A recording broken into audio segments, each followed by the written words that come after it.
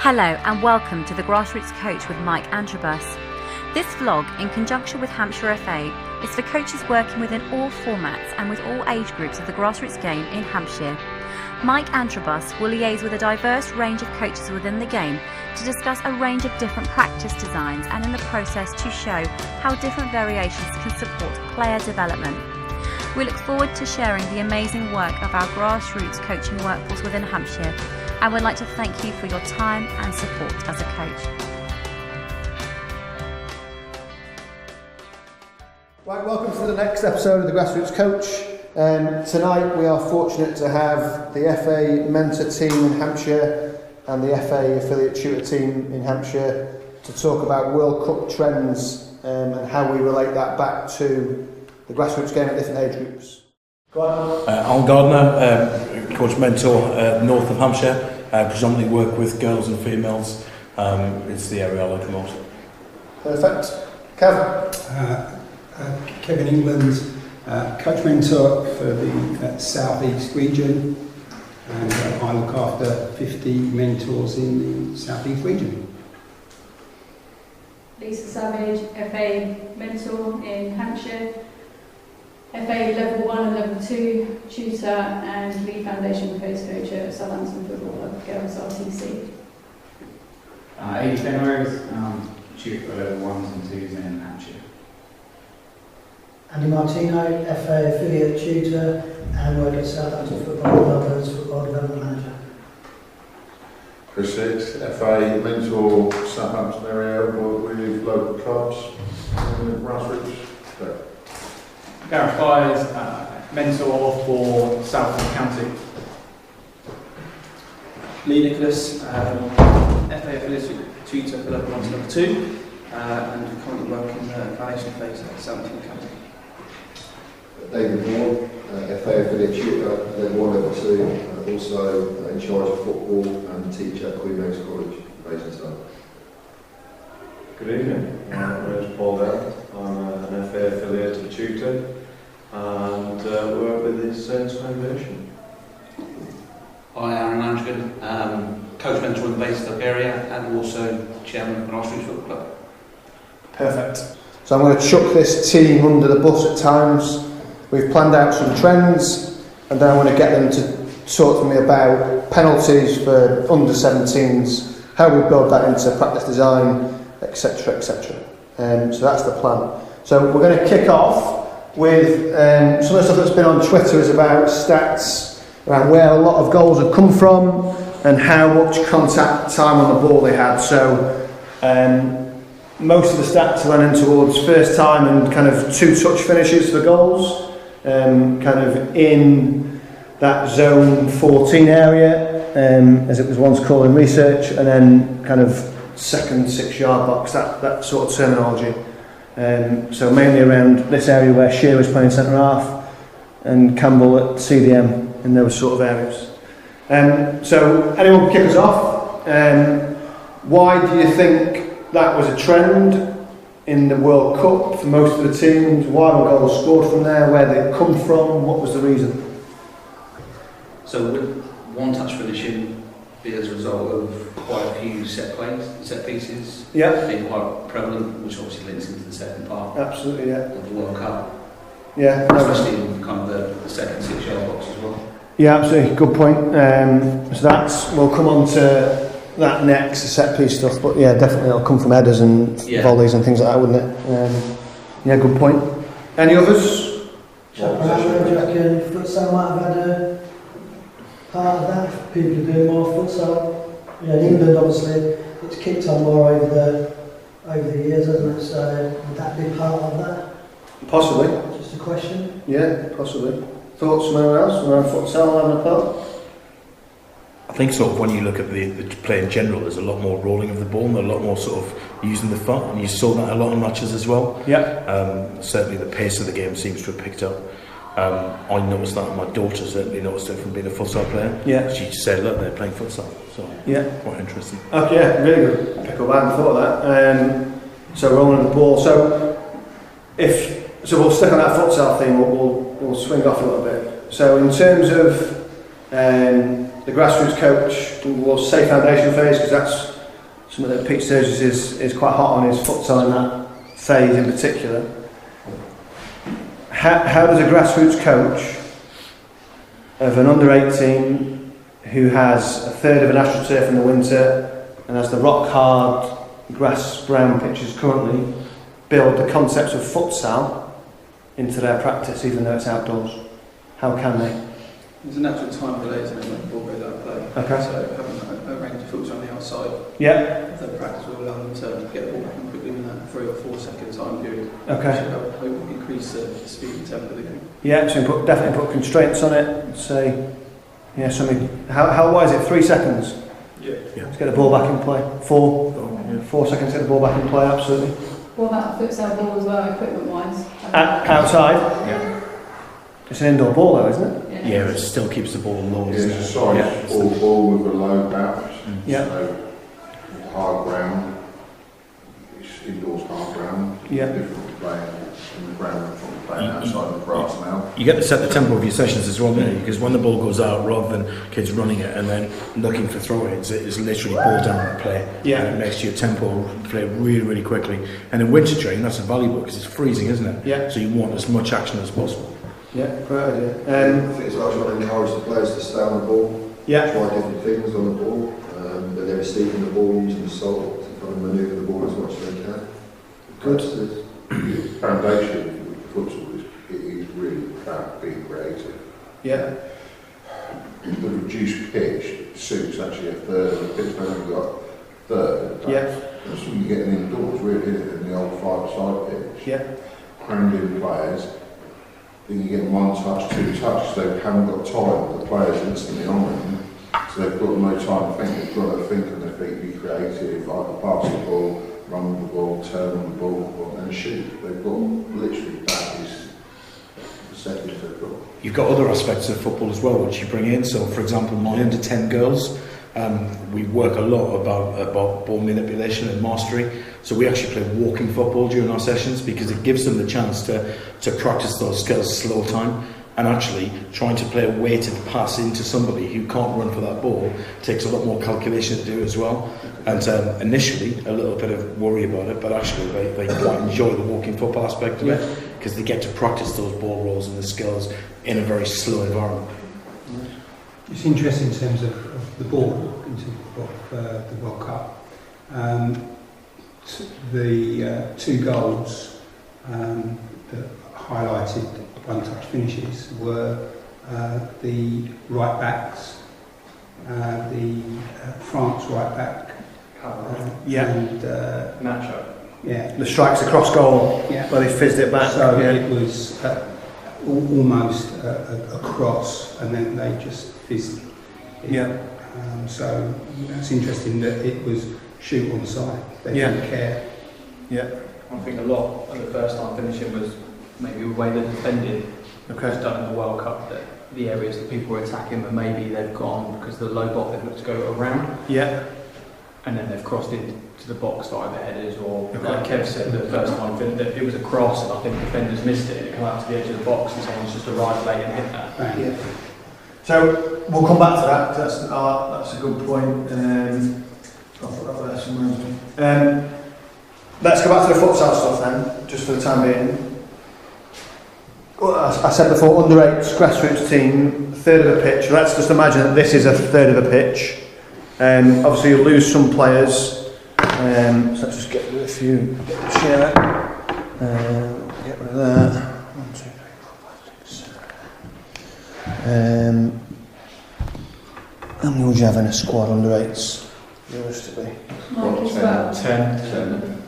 Mike, I think you can design your practice to make sure that the ball gets into those areas to be able to get the one-touch finish. Yeah. And then you can link the point system to encourage them to be able to do it. So, come on, talk to me about futsal practice outside, constraints, constrictions, whatever you want to call them, conditions. This is your third of the pitch. You've got cones on the side, you've got footballs. What are you going to do to help them build, in particular, the 1 and 2 touch stuff, using futsal as the vehicle outside? Who's got some ideas? And we'll bounce them around. It's interesting, you look at Harry Kane. He approached the far side of the goal, yes, and that is a futsal. When you shoot for goal, you're not necessarily shooting at the goal. It's avoiding the goalkeeper, but you would get the far post. Yeah. So there is. So if that player's on the ball there, great. There will be somebody getting in that in those sort of areas. So in a header or whatever, he will be there. Yeah. So you mentioned before about you're not necessarily shooting at the goal.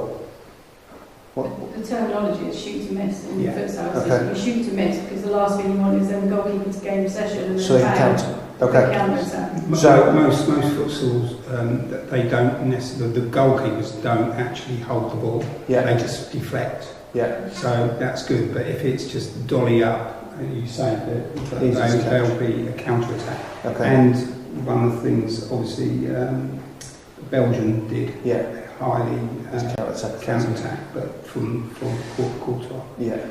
And we'll come on to that as well because this link's nicer. So, shooting to miss, in that terminology you're using there, you'd expect that if this player's shooting, then they'd shoot to miss this side.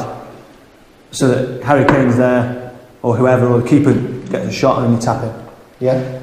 Did Harry Kane ever play futsal? Not interested. Possibly, because you've got a South American manager, so they may do that now. Lots of goalkeepers look to have futsal, what they train. Yeah. If we're specific on Harry Kane as well, his background was as a goalkeeper. Okay. Yeah. So a lot of his development has become from being a goalkeeper and knowing the harder areas to be able to make the save. So him taking up those sort of areas then might be because he knows that actually as a keeper, if someone's shooting across me, and I drop it down there, they're just going to tap it in. Interesting. Preconditioned areas when you're doing that. So key area 1, 2 and 3, as you would do, depending on what side you're at. Key area 1 front post, key area 2 back post. Rebound area, key area 3 just in front of the 6-yard box. So section it off. So predetermined rules, that's what I would do, all the way from docks. To say that you have to score from that area, or if you score from this area? Yeah. So it's just a target area, so we know that our condition to shoot from zone 14, I still use zone 14 even we're younger ages, but we present key areas in the box, and depending on how I've received it, we would get secondary runners into those areas. So come and set those areas up, Paul, with my cones for me. Do it at that end for me, and then Chris, can you set up the same areas at that end with those white ones, and we'll build our session off this. While they're setting that up for the under-8s with the size of the pitch, would you have, or something that I've done before, is have the goals sort of a box width apart, so when anyone gets the ball, they're always going to be, there's always an opportunity to shoot. So could that be is that on a third scale, or would that be there? Yeah, so the context of that is this pitch is a third of a full-size pitch. Okay. Just so that there's not loads of people in there, but absolutely you could swing your goal in and play. That's what what I meant. Yeah. Go on, Lisa. 18-yard box. Yeah. So you've got the same conditions going either way, and then you've got lots of repetition. That's what I meant. Oh, so it's just 18. So there. So it's there. So same conditions. Yeah. Double 18. So 36 yards. Yeah, 36 yards. So 18 yards. 18 yards. So you've got 18 yards, 18 yards. How many would you put in there? You have 2 keepers, right? Yeah, and then 4v4. If you're like an under-8 squad on there, loads of balls around the outside, or have players on the outside to keep the ball. You might have some servers on the outside. If that's too many, you might have a server each side, load of different balls. So when it goes out, it restarts with one of them. Same game, same conditions with what I would do. So line that off, have the same target areas, and then you've got follow-ups. So depending on what side, it is just an adaptation of that. But so your areas, Paul, is one here, one here, one in the middle, and one on the side. So as it is, key area 1, key area 2, key area 3. Okay. So if I'm shooting, I've got to follow up in key area 1 to score or 2. So we're always filling an area that gives us a second phase to score. Okay. Always shooting in the first phase that the keeper's got to parry back in to allow us. There's your point system then as well. Yeah, absolutely. Depending on Yeah. where you want the outcome to happen, you go higher with your points. Yeah. But making sure you're covering all those Yeah, areas, those points. and it helps, it relates back to your 1 and 2 touch finish as well. Yeah, so I suppose what you can point off your areas that we've got marked out for both teams. Top heavy. French players had too much to drink. So, I've got 2 England players there. So points that if you get into this area and you score, you get X amount of points, depending on where you want them to be. But it could be then, you could take it further I suppose and go, if you finish it with the first time, you get X. If you finish with 2 touch, you get X. More X match. Even points for the players getting into those areas as well. So we're trying to encourage them to get into those areas. It doesn't have to be the ball just getting into the area, it can be players as well. And that's exactly right. It's not the ball getting into there. So I'm encouraging shooting in my games. Yeah. Excuse me, from zone 14. So the crucial area to score goals from is still, irrespective of the study that you said is 11 years old, it's still the key area for hitting the target. Yeah. So the follow-up runs are in the squares. That's where I want to follow. So you would reward the rebounds, if you like, even if they aren't actually performing a technical rebound. Depending on your points as well, you could even overload the points for the rebounds. So if they say they're pretty big, you score for the rebound, it's double points. Yeah. So they're going to really try and get into those sort of areas. It's almost the same as diamonds are forever. Yeah. In terms of you've got so you've got that aspect diamonds are forever. You funnel it into the goals. Yeah. I'll carry this into an adult game. Where do you get rebounds? You know, it's exactly in there. So that's where you want your players to be when you play 11v11. And if you've got surplus players, if you put people outside of the pitch, if they're going in, there's a shot away from the goal, the rebound for the players on the pitch. So the people in the penalty area just have to react as well. Yeah. Have them behind either side of the goal. Yeah, so you have 3 teams of 4, and have 2 either side of the goal. So even if they miss, the player either side of the goal is playing it back into that key area. So maybe looking at not the side areas like the penalty spot. That will be good to cut back effectively. Lisa? I was going to say, you can bring the goal into the 18-yard box, condense the area. So you would bring it in even more? Yeah, Same players? I would put a couple of players on the outside. I wouldn't put players behind. Because realistically, I don't think that creates a realistic picture, but I put them either side of the penalty area. Okay. So you've got players to bounce out to, bounce into. You've got bounce out, bounce in, first touch finish, going both ways. If you're doing that and you've got a player here, you think about the player coming back and cutting the ball back. That's lots of players. So, and I suppose that's the trade-off you've got to weigh up as the coach. Is this now the time to have that? Is this not the time? That's something you might want to. That will be delayed runs, etc. for the strikers. Lee? No, I was going to say the negative trade-off of that one is if you're so close to the goal, would you go wide anyway? You'd probably go straight for the goal, wouldn't you? So either way, I guess it's understanding what you're doing from the session. Just going back to so if you put it back out where it was. Are we done on that one? Just a condition. You don't have to play out to play back in again. It's just a decision making. If there's not an opportunity to get a one-touch finish, which is your practice, then bounce out, bounce in. Yeah, I suppose I think Dave, you raised it before about like staying on the ball, mastering the ball, linked to the foundation phase DNA, seeking creative solutions. Then chaos. Yeah, absolute chaos, and that's my sort of can you get a finish off in this tight, busy area? You've got 1 and 2 touch finishes in there, but you have a master of the ball, it could be 4 or 5 touches. Absolutely, Skin the goalkeeper. There's going to be lots of different finishes in there, shooting through legs, shooting through bodies, and absolutely, that's the opportunity. Leading to Croatia's goal against France, wasn't it? From the corner, set back and took a touch to move and hit across goal. Yes. Same sort of scenario. Yeah. Go on, Andy. Yeah, a couple of things I'd add from there. One thing I'm big on even with the youngsters is making everything as competitive as you can. So like Paul said about 3 teams, you could then as you build into it, winner stays on. And then you go into the psychological and social corner then, because all of a sudden there's the interaction going more. Yeah. And the other thing, so you could have a team on the outside waiting. Yeah, and then if you win, you stay on bank. How do you win? That transition period again. How do you win? Just score once, off you're on.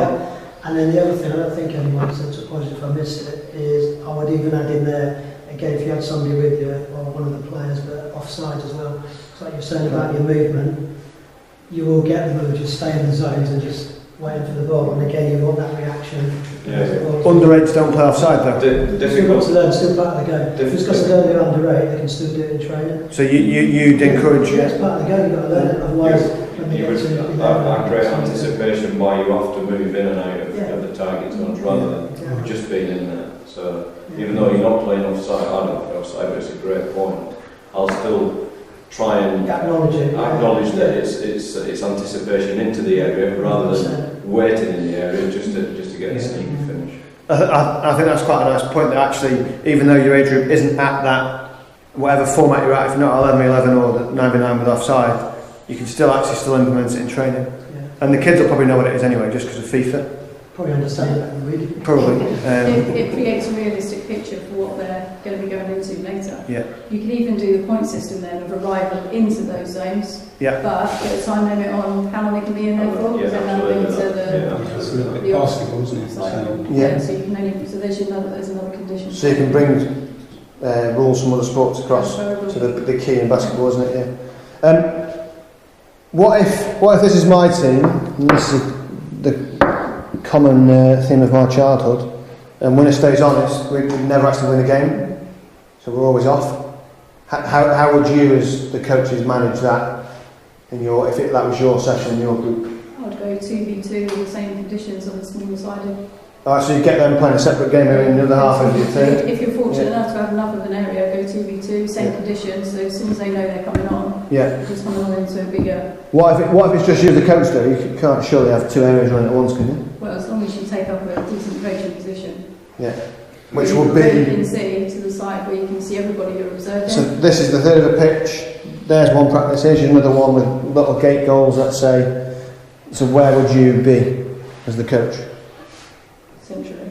Okay, so in around here. I think going off that as well, what you're saying about one team always will be off. I think where they've maybe had one go each, you can stop them and say, right now, if they've got captains, you're now going to do a transfer window. So you now get an opportunity to choose a player you want on your team. So you can nominate players for captains. Give reasons why they want that player. That links to social corner. You could have sequences for the better players. So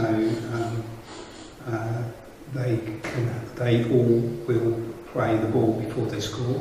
So they'll be more conditioned game, not just one or two touch. You challenge with the better players. You would set a challenge that you have to pass the ball 3 times. You score within that area. So you can you've got a team that's winning every time. Or they've got a challenge for goals in that area. In certain areas, So for you to win the game, you have to score from this area, or you have to score with a 2-touch finish. These guys have got maybe they haven't got the areas. They're free. So one team could have like a constraint, and one team could just be free. If you're a bit struggling, maybe Andy, you could also just say you're off. Just add another team. So this team play with 5. They'll play with the better players play with 3. Then they're attacking underloaded, overloaded, depending on what it is, and just. Nice. If you're doing it on a time limit, say 2 minutes, like Andy said, if you're doing 1 goal and you're on. I think the change will be pretty quick anyway, so I don't think maybe 2 tomorrow. You could flip it and say, well, the only way you get to stay on is if you win. You've got 2 minutes, so that team could focus on just blocking and almost get on the defending principles out, so that they've won the game by not conceding. So they get to stay on, and the other team then swap over. So even if you haven't scored, you still won the game. I think you need to be cautious of the condition that you add in there. So if you're going to add in 3 passes, remember what your topic is. Well, what if I've got an opportunity to one-touch finish on that when I've received it the first time? So it's just being aware of the conditions that don't have a negative impact on the outcome that you want from the practice. Does it start to become a little too complex for 7 or 8-year-olds if we build it up too much? I like the thing in terms of the 2 minutes because it's like game management. If we're 1-0 up, that's okay. We don't have to score, but it's again, it's 2 touches, etc. Guarantees that time, that playing time. You get this regard, Because that team might only get 10 seconds each time, they can see straight away. If they've got 2 minutes, they know they're going to get 2 minutes. And then love it, don't we? You're winning 1-0, defend, hold up, don't let them score. Which is scenarios, in the game. It's a different concept. Aaron's got a really good point. I guess what my under-7s might look like would be conditions that I would set for them to different to what your conditions would be for your under-7s. This isn't set as just because we've said under-7s, under-8s, it varies depending on what's in front of you. And I suppose the coaches watching at home is obviously we've got however many heads here with all different ideas of how we may do it with players at under-8s, and this is for you to go and figure out which bits would work best for your players at what time. So don't just go off and do all of this in one hit because, like Aaron said, it won't work. But as a player, that session there is enjoyable where you're 8, 28, whatever that. And you get something, and there's so many different topics you can get out of that. It's a game. Sorry, Andy, go on. Sorry. Just anything to get on camera, really. Exactly, my head on that. So if these are on the outside, and obviously they're not staying on too long, so not winning the game, for me that isn't too much of a problem, because the topic is 1 and 2 touch finishing. If they're on the edge of the box, they can shoot from there. If you still stand up, must be down-handed. So they can obviously shoot from the side yard, and on the side they're under no pressure. So that's giving them time to obviously get their shots. So you allow them to score. It's interesting. If you go over the park, the 7s and 8s and 1 or 2 kids just playing, they will have this game. Forget bibs, forget anyone else. They'll be 10 aside, winner stays on. That's what they do. Linking to that, Andy, your point there about the outside people shooting, and linking back to, I forgot you mentioned it, I think it was Kev, about who were the 2 fullbacks that struck from that sort of area outside the box shooting that way? That's right. Those strikes from there when the ball had been in from this side and recycled. If you allow those wide players to shoot from there, then that's maybe areas where they get that opportunity to shoot from distance through bodies and the different techniques that they used. Absolutely. Right, last one on this.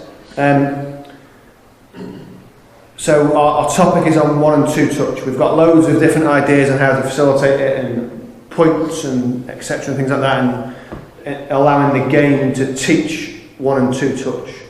But if you were now the coach, what are you going to be teaching them as the coach? What are you going to be telling them, trying to get them to get? What key principles, messages are you going to teach them?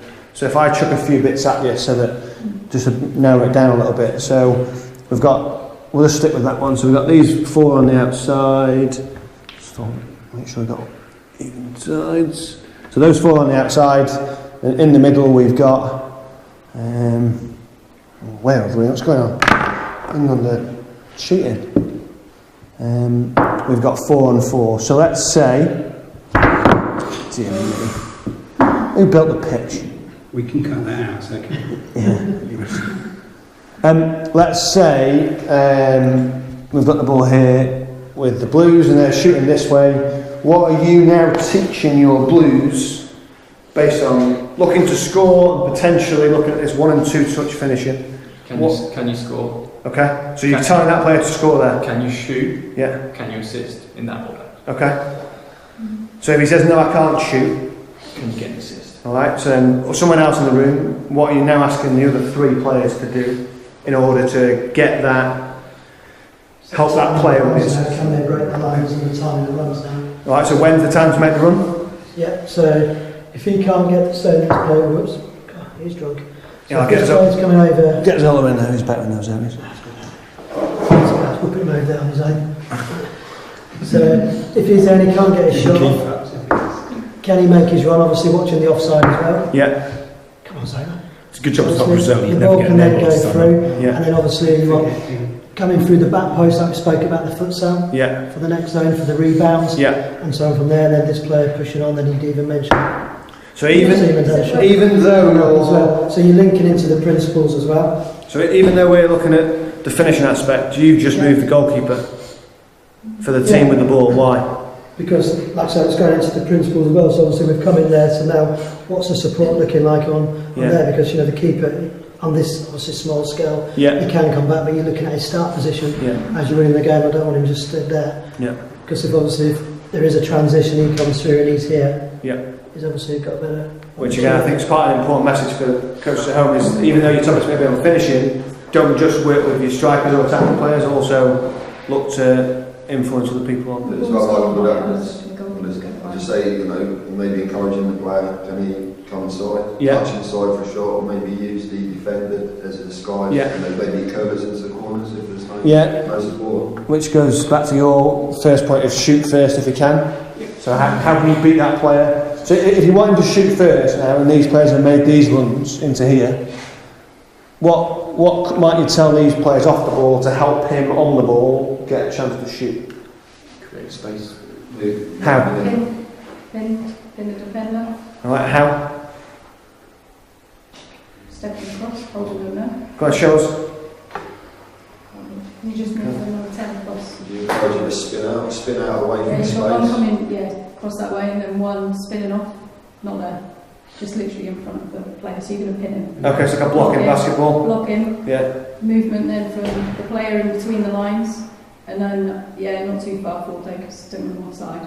Timing of that movement between the two centre backs, and you've got your wide player, your rival, timing with movement from wide player as well. So even though they're the outside players, actually there's an opportunity for them to still encourage them to make their wide movement. Maybe a little diagonal run from that player behind the defender, the blue one. Diagonal run behind. There. Take that player with it's come inside.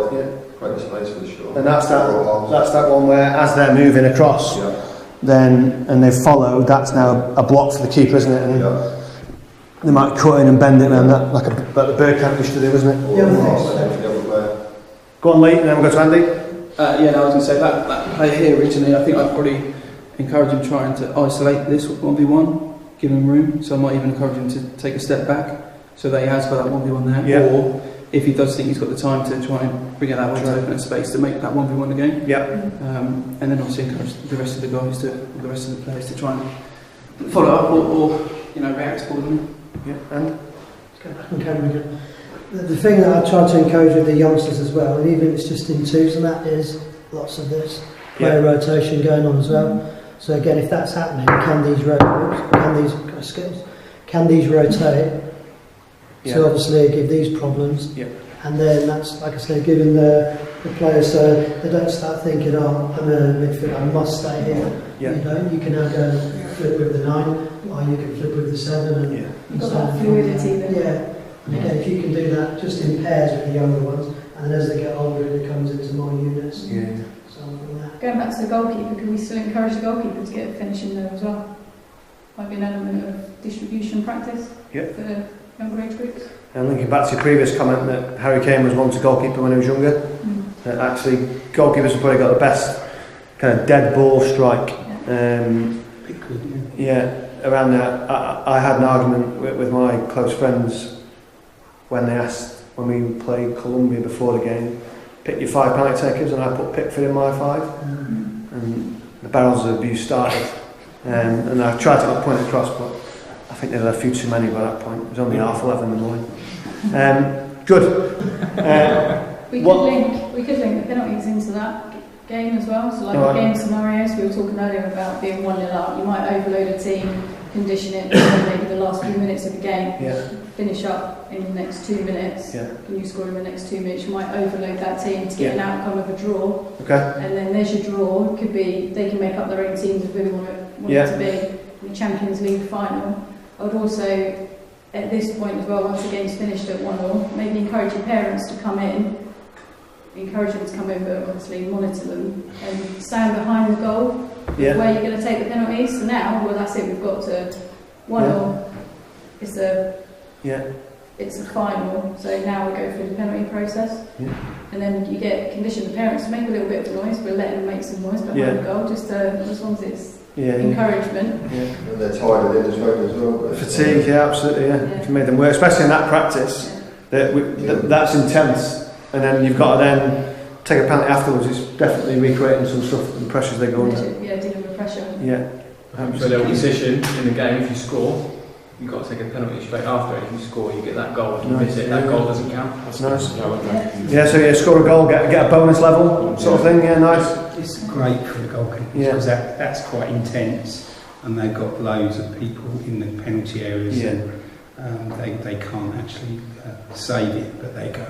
Penalties, good stuff. Absolutely. I suppose it's the same with the set piece stuff in there as well, and that's how practice is. As the coach, you could at times give dodgy decisions to get free kicks out, and then give them time in their clusters to go on and plan. You've got 30 seconds to plan a free kick. You decide what it is and then try and execute it. I forgot what game it was. I think it was Panama. England's won. Central on the edge of the area here. It ended up being Harry Kane, I think. Sterling got in an area, keeper saved, but the ball was here. We had Henderson there, Harry Kane was here, Sterling was central, and Harry Maguire, John Stones, I think. And the ball came in here, and then Henderson flicked it outside the foot. That one, I'm not sure if you can recall it. That was apparently in the press report that was designed fully by the players. I think that's quite good. I'm not sure that would have worked against the better defending team. Possibly. It's a nice little minute place to practice to get set pieces out without jeopardising the 70% ball rolling time. Actually, just at times give dodgy decisions and go free kick, and that also allows you to manage the social aspect of. Stop talking to me like that. I'm the referee. You need to go away. How are you engaging? The seven sides, under sevens, under eights. If you had a free kick, what would they do? That's quite. Probably be made way more creative.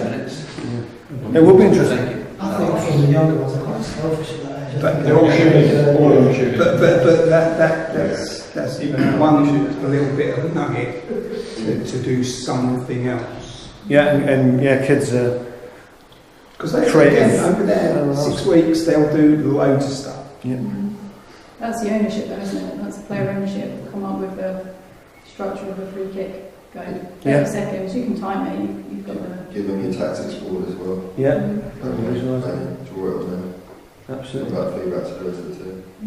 Nice. They're likely to be way more creative than us. And if they've got one of the tactics board and you play a game into the session, you just say that there will be a free kick to use your set piece. But they don't know where it is, and that's it. Bang. It is still as well with youngsters probably underestimate that they are intelligent. They will watch the matches, and if you say, right, you're going to come up with a corner kick, they'll probably do give them more. But what's the know because they don't watch it. It's not a problem in the match. But it's them for us it's great, but the actual parents, i.e. say soccer parents, soccer mum, they will be like, God, how did they know that these plays? Because they study it. I think one of the things with that, from a coaching perspective, is we've all talked about how kids will be creative and are probably the most creative members of society in today's world. Is not for us to hinder that, but if they try something that goes terribly wrong, we've probably got to then let them figure out either a twist to it or persist with it, because one day it might be the one that wins us the World Cup. So yeah, good. Right, thank you very much for watching our latest episode of the Grassroots Coach. Hopefully it's been some use and you could see the links to the World Cup and how we might manipulate practice. In its simplest form was just a game, but then manipulated to get outcomes of 1 and 2 touch, free kicks, penalties, and you can twist that into whatever topic you want to look at. But play with the shape and size of areas, the numbers, make sure competition's in there, different point zones and areas in which you're trying to encourage, and don't always just reward a goal. You could reward an action or an area they're getting into. Thanks for watching. Please tweet us through your questions and comments. I'll get it back to the team so they can answer it back to you. I'm sure we'll engage via Twitter. Use the hashtag HFATGC. Thanks for watching. See you soon. Don't forget to follow us on Twitter at Hampshire FA. You can also follow Mike at Mike Antrobus or leave your feedback below.